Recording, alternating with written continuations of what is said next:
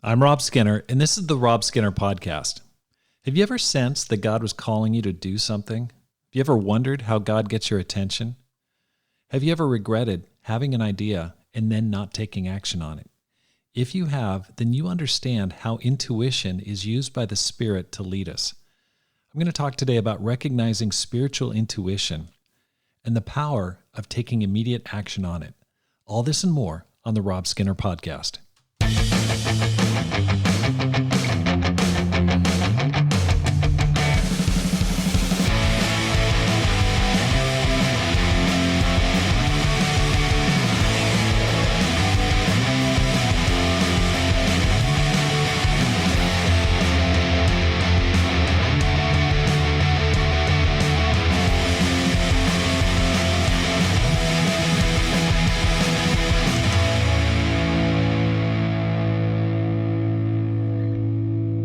Welcome back to the Rob Skinner Podcast. My goal is to inspire you to live a no-regrets life, make this life count, and multiply disciples, leaders, and churches.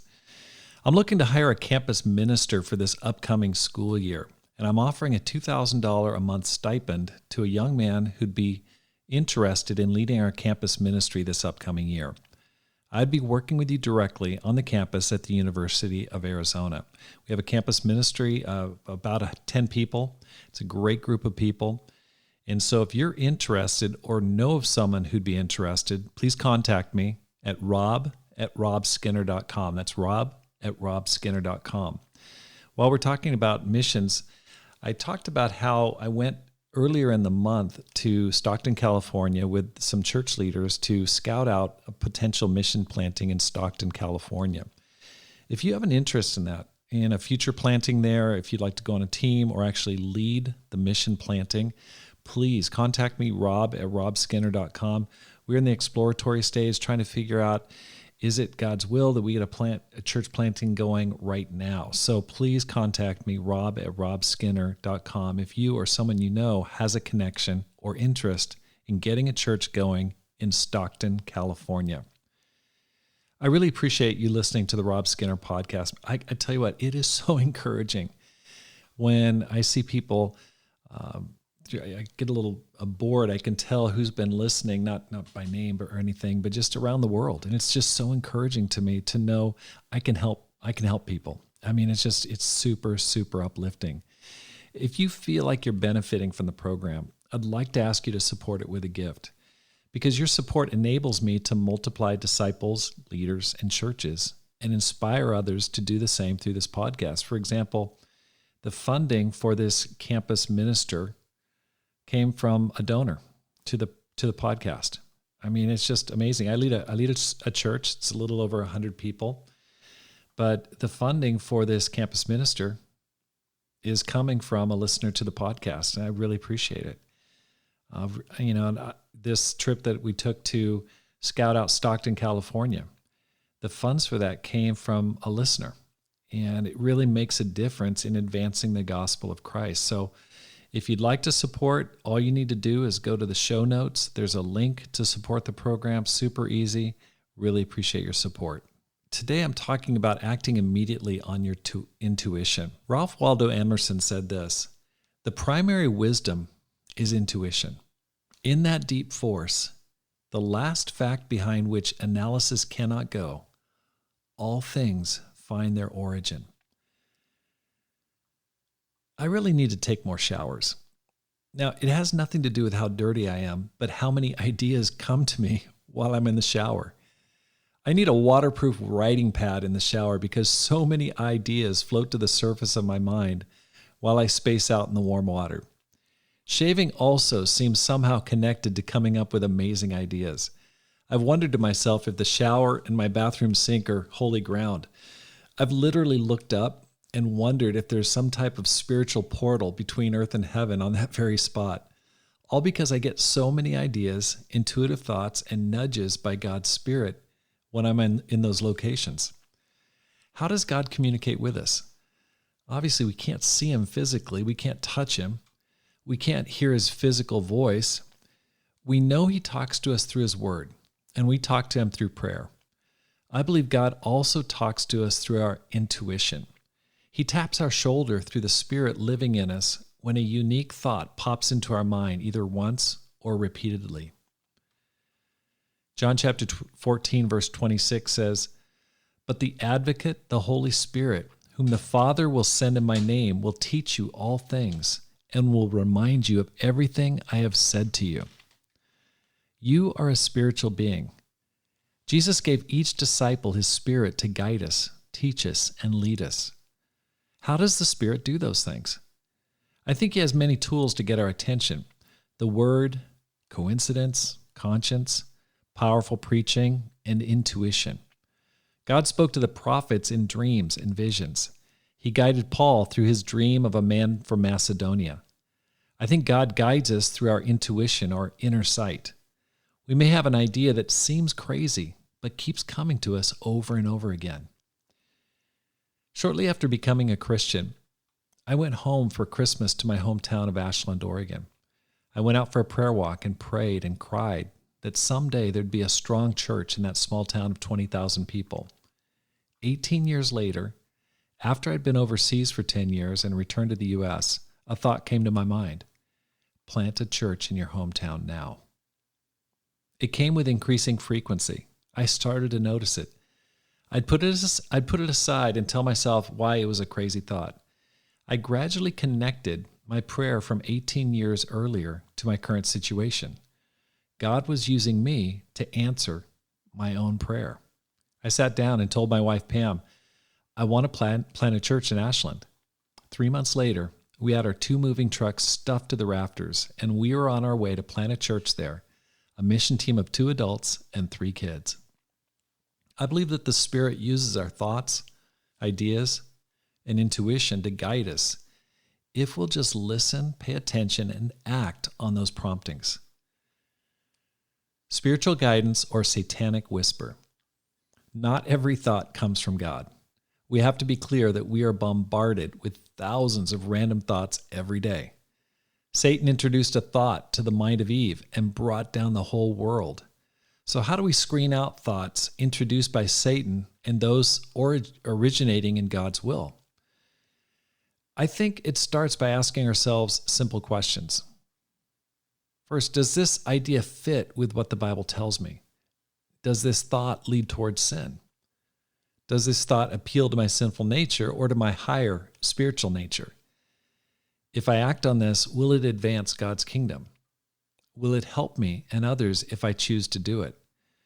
We get cued or triggered daily to lust, to proud thoughts, to sarcastic comebacks, and other evil thoughts and actions. All it takes is a moment to take captive that thought, bring it to the forefront of our mind, and either reject it or make it obedient to Christ and His will. As Paul says in 2 Corinthians chapter 10, verse 5, we demolish arguments and every pretension that sets itself up against the knowledge of God, and we take captive every thought to make it obedient to Christ. Evil temptations and triggers can be relatively easy to spot if we're looking carefully. What's more difficult is evaluating thoughts that are neither right nor wrong. These ideas may be new, they may appear crazy or unprecedented, they may not fit with your current life and comfortable situation. For example, you may have the following thoughts pop into your head. Man, I'd like to go overseas and do missionary work. I'd like to go blank and join or start a new church. I'd like to change jobs so that I can be more effective spiritually. I'd like to retire and move here or there to preach the word. I'd like to try out the full-time ministry. When thoughts like these arise, it's important not to simply bat them away or throw them off. Instead, tell yourself, don't tell yourself why you can't do it or why it won't work.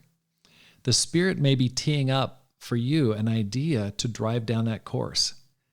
Instead, look for more evidence that God may be trying to get your attention. How do you know? The thought or idea keeps returning unbidden.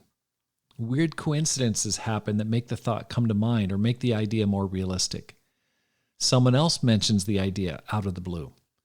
You read something in the Bible that points to that thought. You hear a sermon that convicts you about the very thing you've been thinking about. You hear of someone else doing or attempting the very thing you'd like to do. Circumstances change that make what you previously considered impossible a possibility. In 2003, my church went through a shakeup that changed the way my church and related churches were guided. All of a sudden, there was no longer a master plan for future plantings and development. It seemed like there was no one in charge any longer. That change of circumstance provided the opportunity for me to plant a church in a town that wasn't on anyone's master plan previously. When circumstances changed, I realized God had opened a door to see my prayer realized. Take action immediately. I would guess that there are at least one or two ideas that have rolled around in the back of your mind for months, years, and even decades. That idea keeps making an appearance and then gets shot down by your rational, reasoning, careful, protective thought process. We treat the promptings of the Spirit like a child that wants us to come play with him or her. We tell the child, we'll do it later, not now, it's not a good time, I'm too busy, or some other excuse. At some point, that child will stop asking. At that point, it'll be too late. We'll be too old to act on a dream God has placed in our mind.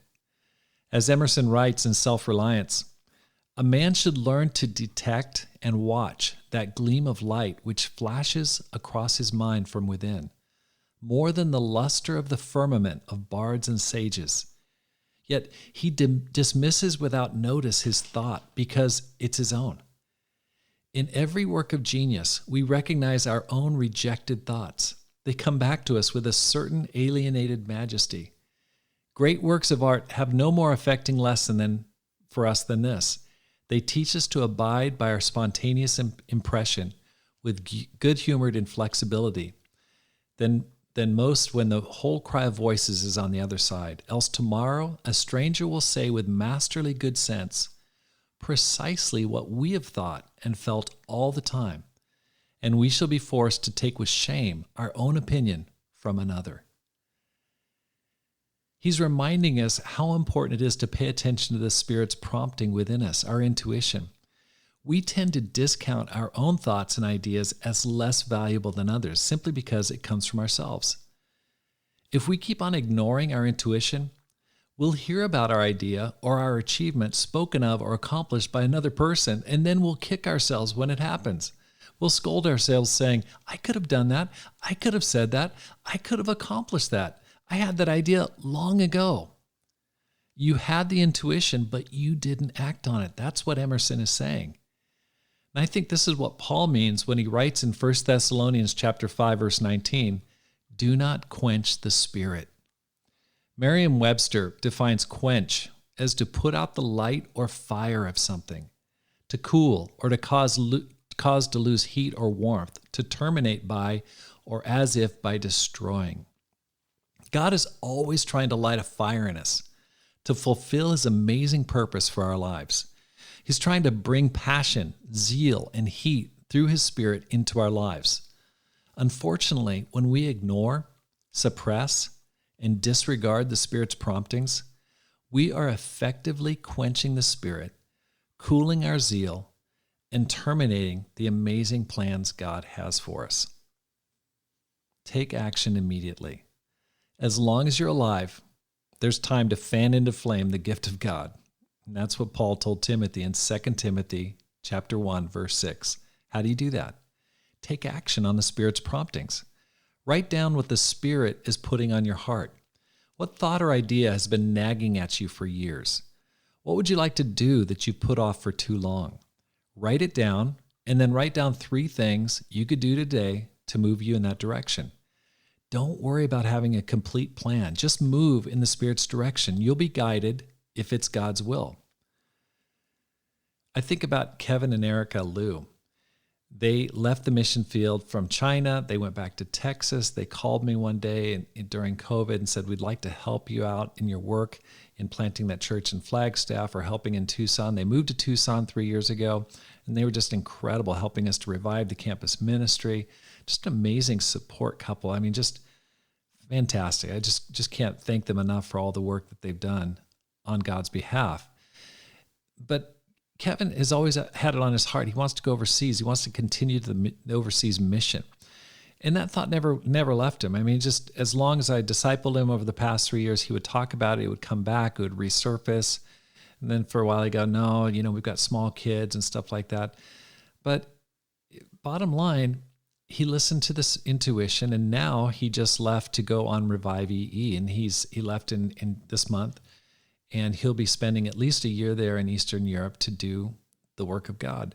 But the thing I appreciated about it is he recognized it. He took captive that thought, and we talked about it. I would love to keep him in Tucson for as long as he's willing to stay, but I just talked to him. I said, listen, you gotta go with it. That's the spirit. That's not going to go away. It keeps coming back.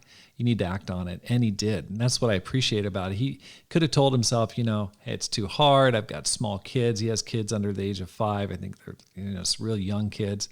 But he decided, I'm going to go for it. And they both decided to do it.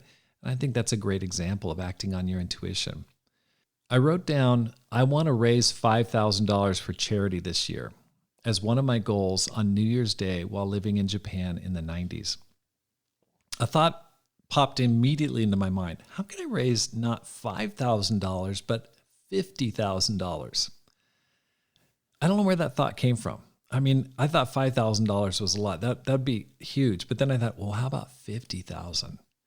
I don't know where the thought came from. But I wrote down some ideas and then thought, I'd have to do a charity run or something.